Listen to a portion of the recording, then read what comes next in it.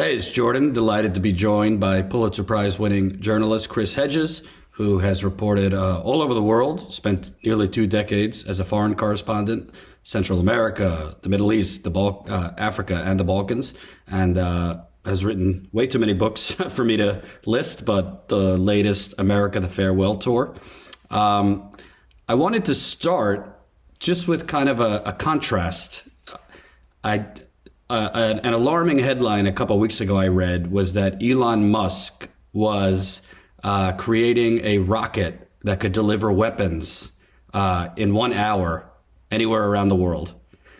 Contrasted with, we're now on 96 days since the federal unemployment of $600 extra that was keeping desperate unemployed people afloat has expired. So over 3 months since people have gotten any federal help during this pandemic. As somebody who's talked so much about the decline of the empire, what does that say to you that there's the manufacturing of weapons delivery systems in an hour as a priority, but federal help for the desperately unemployed has been non-existent for months? Well, that is the classic divide in an oligarchic society where all of your resources go towards consolidating the power and wealth of an oligarchic elite and their pet projects, which include, of course, the prosecution of imperial war. The whole raison d'etre for an empire is about exploiting cheap labor and plundering natural resources, which, of course, benefits not us and not the young men and women who go to places like Iraq and Afghanistan and suffer and die there, but the oligarchic elite. So I think it's just one more grotesque example of the massive economic divide, but also the kind of priorities that are embraced by the elites that have nothing to do with what are now, and the vital priorities of most of the nation, which is not only suffering from this pandemic, but the economic fallout. The evictions are going to skyrocket very soon. The boosting of the unemployment checks have run out. The stimulus checks have all gone to the landlords and the credit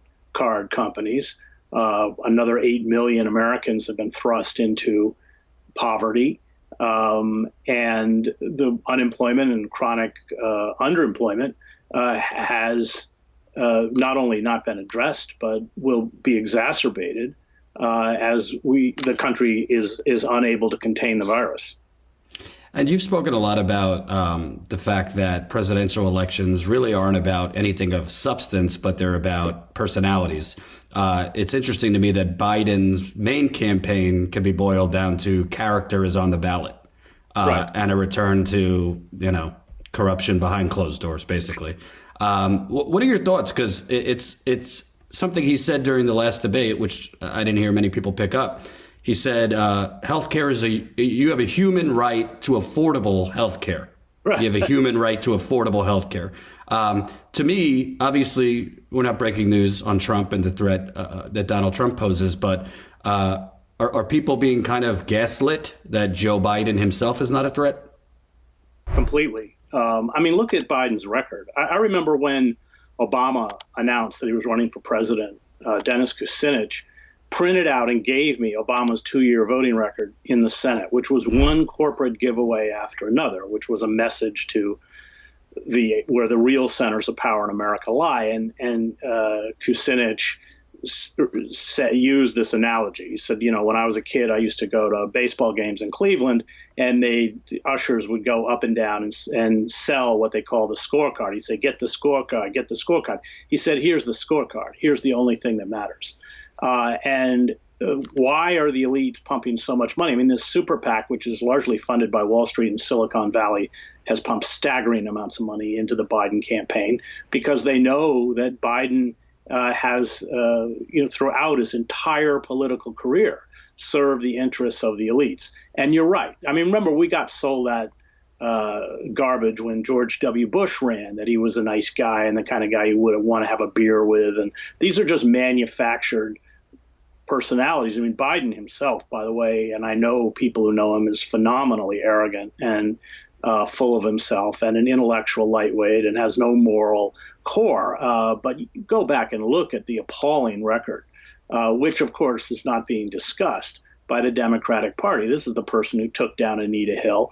I mean, they never talk about Biden supporting Supreme Court justices because, first of all, Biden was picked by Obama because basically he was a Republican. He voted as a Republican. But this was the great champion of Clarence Thomas and Anton Scalia, two of the worst modern Supreme Court justices that have sat on the bench. So he rips apart Anita Hill, this courageous woman who takes on her abuser. He is one of the principal architects of the invasion of Iraq. He is a stalwart supporter of the apartheid state in Israel. He, along with the Democratic Party hierarchy, has engineered and supports the wholesale surveillance of the public by government intelligence agencies. He was behind, along with Clinton, the destruction of welfare. And under our old welfare system, 70% of the original recipients were children. He has called repeatedly for cuts to Social Security. He was one of the architects of NAFTA, the greatest betrayal of the working class in this country since the 1947 Taft-Hartley Act. He has been behind all the free trade deals, deindustrialization, the real decline in wages, which have resulted, of course, in the loss of hundreds of thousands of good-paying manufacturing jobs, and then the lifting of tariffs so that workers in sweatshops in Mexico and China and Vietnam can produce products that are shipped back and then sold to us. He's been an enemy, and the Obama administration with Arne Duncan was a huge proponent of charter schools. It's not just Betsy DeVos. He is behind the 1994 Omnibus Crime Bill, which doubled our prison population, tripled and quadrupled sentences. Huge, which he used to brag about, by the way, huge expansion of crimes that merit the death penalty. And then, of course, the whole militarization of police. He has said he won't support the Green New Deal. He doesn't support immigration reform. He supports fracking. He's never been good in his voting record on women's right to abortion, reproductive rights. He's a segregationist, longtime opponent of busing, and had close relationships with the worst segregationists in the Congress. Student debt, and then, of course, as you mentioned, the whole for-profit, and also deregulating the banking industry with Glass-Steagall, but then the whole for-profit health system, which is the reason our pandemic is we can't control, because we don't have a health system that's built to control. It's built to make money. It doesn't stockpile vaccines or protective gear or ventilators or anything else because you don't make money in it. What they've done is strip communities of hospitals, drastically reduce the numbers of hospital beds, ratcheted up the cost of healthcare. This is all Biden. And, Noam Chomsky, who has been very, very strong that there's no discussion here, you should vote for Biden. And he phrases it as the traditional leftist, apparatus has been election day is kind of a temporary thing. You just go push a button. But the real work is not in electoral politics, but activism and pushing people like Biden left. And you've heard this from progressive groups: fight against Trump, get rid of Trump, and then let's fight like hell to move Biden. From what I've seen, Biden has told you he's not going to move throughout this campaign. Is that realistic that Biden could be moved through progressive action, the mass mobilization we've seen from young people in the case of Black Lives Matter, but maybe there's chances for other mobilizations? Do you see that as kind of a false hope? Yeah. Biden, they used to call him Senator Credit Card because he was the senator from Delaware, and throughout his career did the bidding of MBNA, which is the largest independent credit card company in the country, which, by the way, also employed his son Hunter. no, we know what Biden's record is. I mean, all this PR stuff and Uncle Joe and empathy, and we're just being completely gaslit. Look, the problem with the left is that every 4 years it proves it stands for nothing. Either you stand with it. We should have walked out on the Democratic Party with NAFTA, and we didn't. And that has shredded the credibility of the left because we surrender to the Democratic Party, which in Europe, the Democratic Party would be considered a far-right party. And that's the problem. Nobody wants to step out. Nobody wants to confront the corporate duopoly. And let's be clear, on all of the major issues, there's no difference between the Republicans and the Democrats. What they fight over are ethical or societal issues, which are not unimportant, GBLTQ rights and a woman's right to control her own body, and all of that stuff is important, but those aren't really political issues. On the major political issues, whether it's war, free trade, austerity, wholesale surveillance, there's no daylight between them.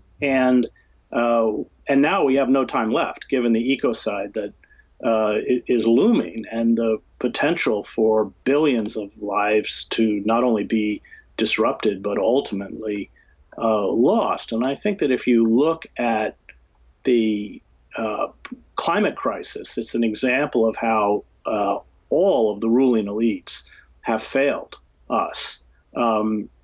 Because there's an example over the past 3 decades of people protesting and lobbying and sending petitions and appealing to the UN and funding Greenpeace, and this misguided trust in liberal politicians like Obama or Biden. And what's happened? There's been, over that time period, a 60% rise in global carbon emissions since 1990. And now we have baked into the system, according to most estimates, another 40% rise in the next decade.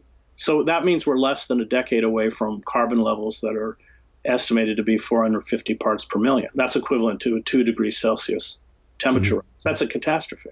And I think that figure alone shows that the elites are not beholden to the common good, not beholden to the citizenry, but to this essentially global corporate behemoths that don't pay taxes and are not accountable. I just did an event the other night for Stephen Donziger, who won the $9.5 billion settlement against Chevron. Chevron packed up, left Ecuador. These were in the Amazon basin, and is now persecuting Donziger. Actually managed to get him placed under house arrest and disbarred. And but that's where real power lies. And if we don't confront and essentially wrest power back, we're finished, just in terms of the climate.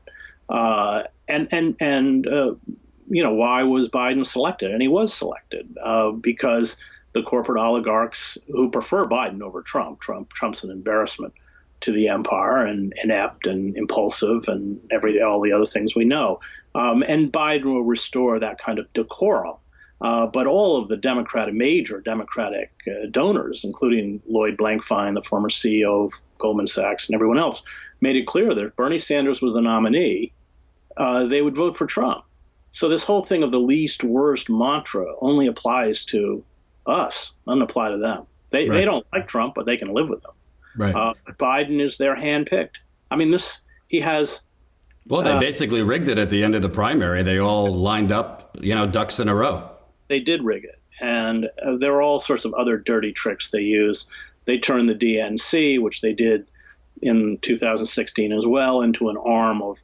And it was the Clinton campaign. Now it's the Biden campaign. They effectively blocked independents from voting in many primaries. And a lot of young Bernie supporters are not registered Democrats. So, they sabotaged Sanders' campaign in 2016, and they sabotaged it again in 2020. And let's be clear, without that massive amounts of corporate money, figures like Biden or Hillary Clinton or Nancy Pelosi or Chuck Schumer wouldn't hold power. I mean, the power of a Schumer or a Biden or a Pelosi is that they funnel that money to the anointed candidates. They funnel that big money. And you take that big money out of politics, they wouldn't have a job. And they know it. So, I mean, the system is not the Democratic Party doesn't function as a normal political party. The base has no say in the party platform or even the party hierarchy. I mean, you can't sit on the DNC unless you're a superdelegate. Superdelegates are appointed, and they're all lobbyists or ex-politicians or whatever. It's completely rigged. And I think part of the naivete of Sanders was that he thought he could work within that system. And unfortunately, as Samuel Johnson once said of remarriage after divorce is the triumph of hope over experience. Right.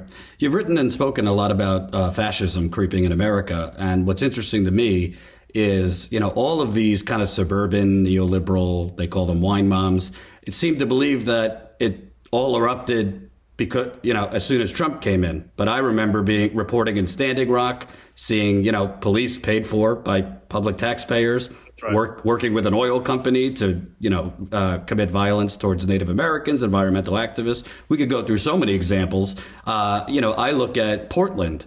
All of these folks were outrightly outraged when federal troops were sent in there by Trump. But when the federal troops leave and the regular police do the same exact things to the protesters under Democratic mayors, they're silent.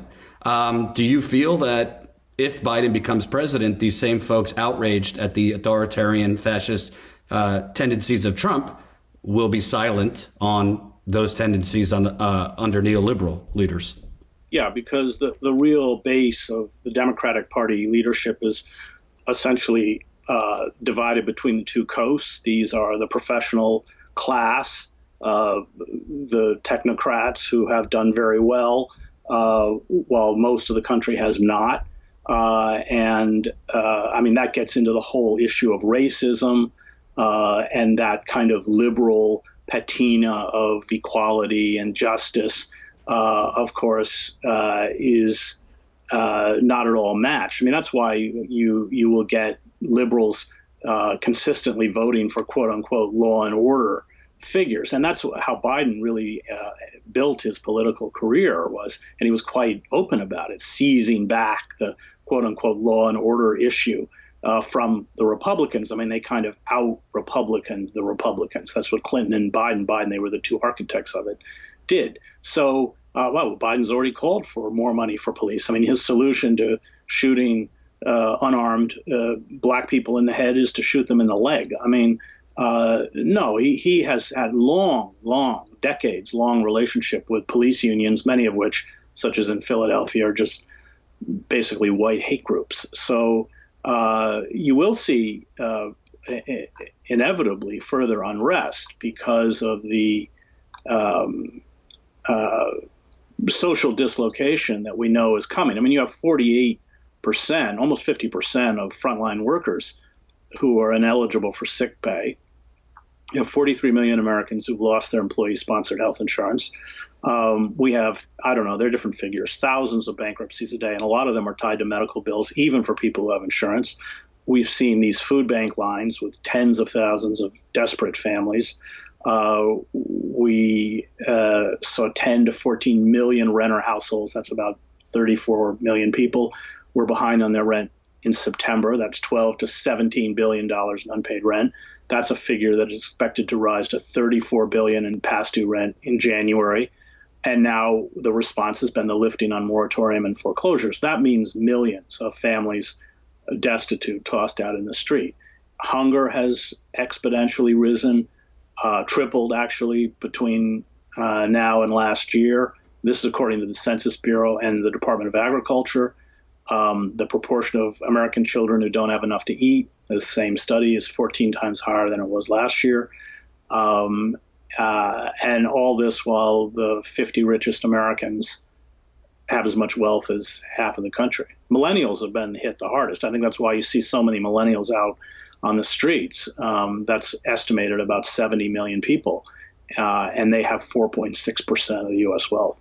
So it's a good segue to my last question. In your book, you wrote about, you really set the scene really, really well about a Scranton lace factory and the decay of towns like Scranton, which ironically Biden's from Scranton. I've seen this in the Midwest when I've reported some of these cities, towns look like ghost towns. Yeah. So there was a pandemic before the coronavirus. Yeah. We've been pretty grim and Debbie Downer. Do you feel when you're looking at these protests out here, considering that the pain is going to get much worse, like you just outlined, there is the possibility, I don't know if it would be some type of general strike, but actually organizing for economic protests, because people could march around till they're blue in the face. Yeah. But unless you hit the real rule, I call it the United Corporations of America, unless you actually hit them in the wallet, real changes are going to come. Do you see that potentially coming in any manner? We have to almost start from scratch because our unions have been broken. And as much as I admire the people who have taken to the streets to protest these wanton police murders, and I do admire them immensely, especially since the fact that they're not being gaslighted by Nancy Pelosi's Kente Scar for police taking the knee, or Muriel Brower, the mayor of Washington, painting 35-foot tall letters which read Black Lives Matter near the White House at the same time she calls for a $50 million increase in the police budget and the building of a $500 million new jail. I don't think they're buying the gaslighting, but and this goes all the way back, over a century, to the vicious assaults in the name of anti-communism against the left, which wiped out not just the communists, but the old CIO and, of course, the Wobblies and all these people who had that kind of radical economic analysis, which, as you correctly point out, is key. We're not there yet. And what I worry about and have written about is the power of this Christianized fascism, which is represented by Pence and William Barr and Pompeo and DeVos and Ben Carson. They have built the institutions, including the media platforms. They control now 20% of the federal judiciary, thanks to appointments by the Republicans in the Trump administration. We just saw this fanatic Barrett comes out of this extreme sect sent to the Supreme Court. We have 6 out of 9 Supreme Court justices who are, in essence, come out of the Federalist Society. So these are extreme ideologues. And what I worry about is that as the society proves unable to cope with the pandemic and the economic consequences of the pandemic, and then let's say that the polls are right, although I'm not convinced that somehow Biden wins, you will get this segment of the population, which does support Trump, believing that the election was stolen. And then you'll see a ratcheting up of violence wedded to the Christian right. The Christian right has very close ties to these militias. Some of these militia members in Michigan that tried to kidnap the governor were getting funding from organizations tied to the DeVos family. Betsy DeVos's brother, Eric Prince, founded Blackwater. And then within the military, especially within combat units, which are mostly white and poor. So I'm extremely worried about the potential unraveling that could come very quickly and could express itself in acts of extreme violence. I find many echoes of Yugoslavia, a war that I covered for the New York Times. And sorry, one more quick question. It didn't come up during any of the debates that I know of. We're about to turn the corner 20 years in Afghanistan. Yeah, it's amazing. I mean, I simply ask, is this a permanent occupation at this point? Are we never leaving? No, we will have to leave because we've already lost the war in Afghanistan. And unless you consider the ascendancy of Iran to the control of Iraq a victory, we've lost the war in Iraq. We've created all these failed states in Libya and Syria and everywhere else. What this is, this kind of military adventurism, is a kind of characteristic of late empire. All late empires do it. The Athenian Empire did it when they invaded Sicily and most of their fleet was sunk and their soldiers. And then the empire begins to break apart. So what you have at the end of empire, historians call it micro-militarism. It's an attempt to restore a lost hegemony, a lost power through disastrous military adventures. And that's what's happened. And we've squandered not only tremendous amounts of resources, disrupted or taken the lives of millions of people, but we've turned ourselves into an international pariah. So this is again part of the disintegration, the typical disintegration of any empire, including ours. Remember, we spend over half of all discretionary spending on these, futile and endless wars, and all of the architects of the war, including Biden, should be put on trial for this. Wars of aggression are considered war crimes. Preemptive war is a war crime, which comes out of World War II. So, I think that you have a series of stresses: the pandemic, the economic fallout from the pandemic, the wasting of vital resources in the time of a climate emergency on war and not responding to that climate emergency, the militarization of police to essentially, it's basically the police and the prison system. We run the largest prison system in the world, 25% of the world's prisoners, while we're 4% of the world's population.